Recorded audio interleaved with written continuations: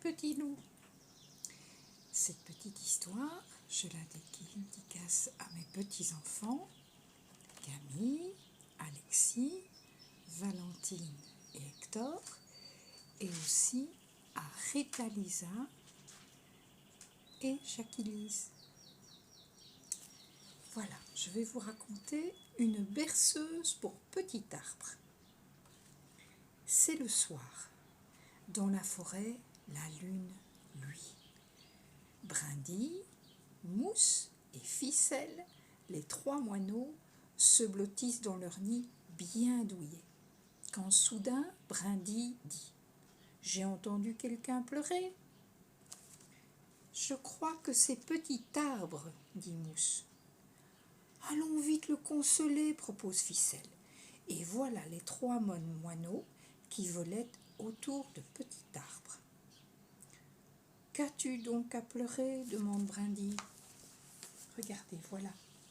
Les trois petits moineaux, la lune luit, et voilà Petit Arbre. «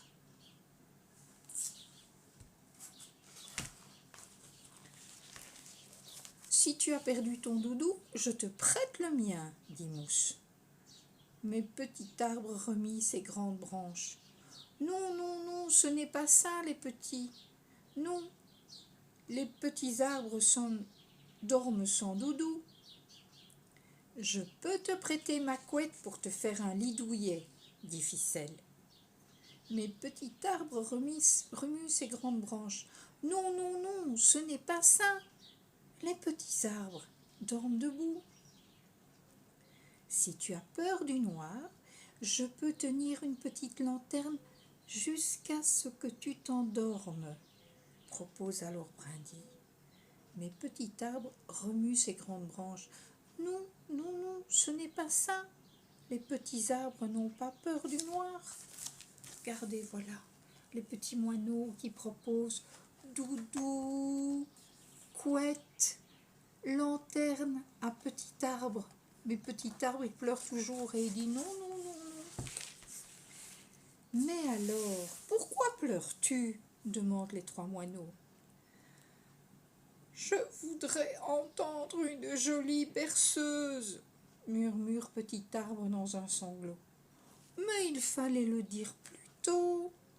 Les berceuses sont les spécialités des moineaux. » Tout joyeux, les trois amis chantent pour Petit Arbre. Leur voix est si belle que Petit Arbre est tout à fait consolé. Et leur chanson est si douce que Petit Arbre se met à rêver. « Nous chanterons pour toi tous les soirs, » dit Brindille. « Oui, oui, c'est promis, » dit Mousse, « car c'est trop triste de te voir pleurer. »« Bonne nuit, » murmure Ficelle.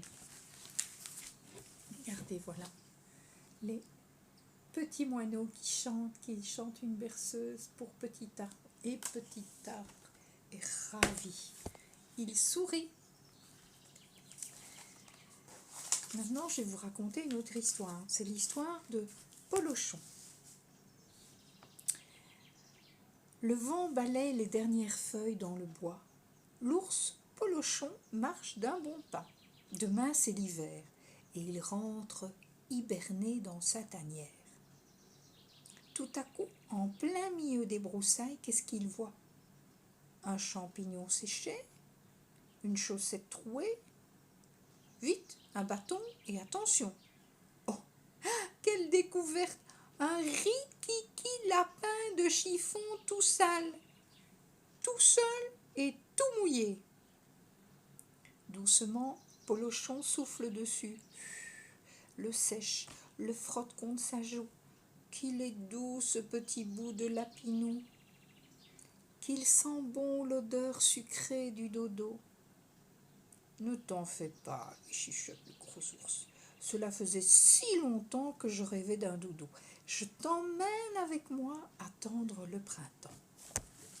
Voyez là, c'est l'ours Polochon qui a trouvé le doudou. Il est content. Il va aller dormir avec tout l'hiver. Un flocon tombe, puis deux, puis trois. Il neige doucement. Polochon rentre chez lui quand soudain il aperçoit maman lapin. Elle va, elle vient, Elle se lamente sous les sapins. Je cherche le doudou de mon bébé lapin. Il a perdu ce matin et sans son petit bout, il ne peut pas dormir. Vous savez, mes petits, que quand on n'a pas son doudou, c'est difficile de s'endormir. Eh bien, petit ours, il a perdu son petit lapin doudou. À regret, Polochon ouvre sa patte et tend le doudou. C'est moi qui l'ai trouvé. Ravi, maman lapin regagne son terrier. Le brave ours est tout triste. Encore un hiver à passer tout seul. Mais pas une minute à perdre. Le vent souffle.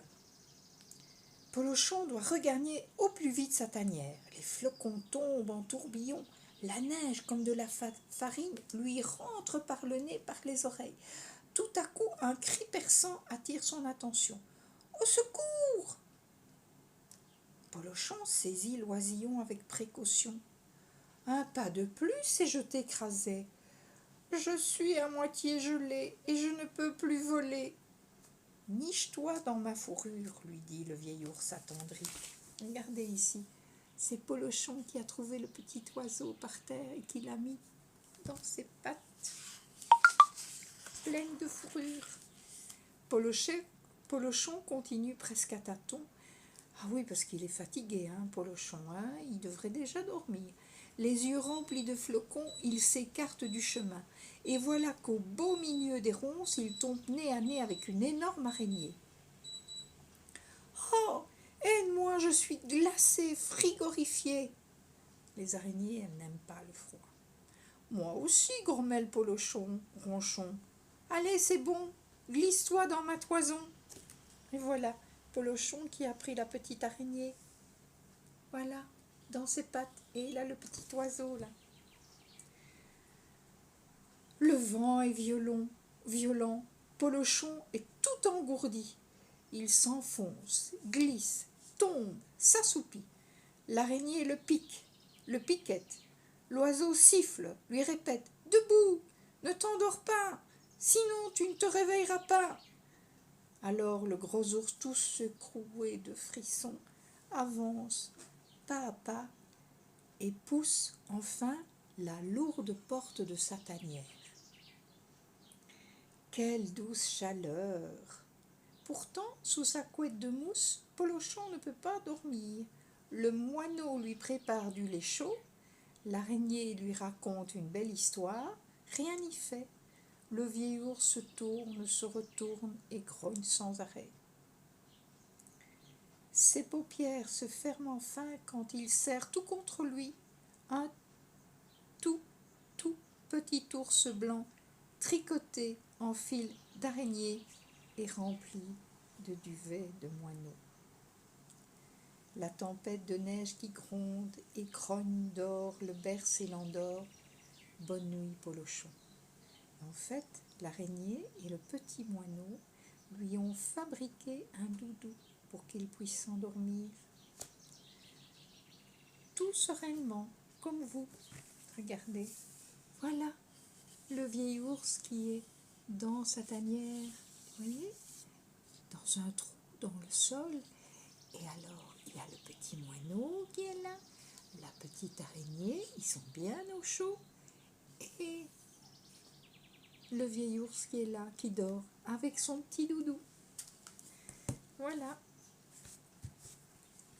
Voilà mes petits loulous. Eh bien, j'espère que ces deux petites histoires vous ont plu. Je vous fais un gros bisou à tous les 6 et à bientôt.